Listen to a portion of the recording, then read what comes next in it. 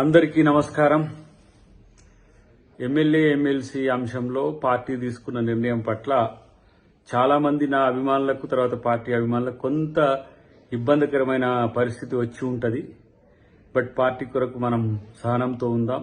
Party నన్ను ఇంకా మరింత మంచి పొజిషన్ కొరకు ఆలోచిస్తుండొచ్చు. కాబట్టి ఇది రాకపోవడం వల్ల ఏదో అద్దంకి దాయకరన్న మీద ఏదో కుట్రనో నష్టం జరుగుతుందని భావించకండి. ఎందుకంటే డెఫినెట్గా నా పట్ల కేంద్ర పార్టీ కానీ రాష్ట్ర పార్టీ కానీ చాలా సీరియస్గా కన్సర్న్ ఉన్నది. అది నాకు కూడా తెలుసు. దీపాదాస్ మున్షి గారు కూడా నాతో నిన్న మాట్లాడినప్పుడు చాలా స్పష్టంగా కూడా చెప్పడం జరిగింది. కాబట్టి పార్టీ యొక్క విధేయునిగా పార్టీ నిర్ణయాలను గౌరవించాల్సిన బాధ్యత నాపై ఉన్నది. ప్రతిసారి అద్దంకి దాయకరన్నకే నష్టం జరుగుతుందని భావించే మిత్రులు ఎవరైనా సరే మంచి జరగబోతుంది కాబట్టి అందరూ కూడా సంతోషంగా ఉండండి. పార్టీ అధికారంలోకి వచ్చింది.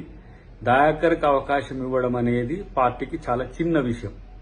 కాబట్టి దీన్ని మనం పెద్దగా చూడకుండా పార్టీ భవిష్యత్తును మరింత ఆలోచించే వాళ్ళుగా మనం అందరం కూడా రేపు ప్రజల పాలన ఎట్లా ఉంటుందో మనం అందరం కూడా కలిసి ముందుకు తీసుకుపోవడానికి ముఖ్యమంత్రి గారికి కేబినెట్కి మనం అందరం కూడా సహకరించాల్సిన అవసరం ఉంది. నన్ను పార్టీ మంచి అవకాశం ఇస్తుందని నేను ఆలోచిస్తున్నాను. Thank you very much. జై కాంగ్రెస్, జై హింద్.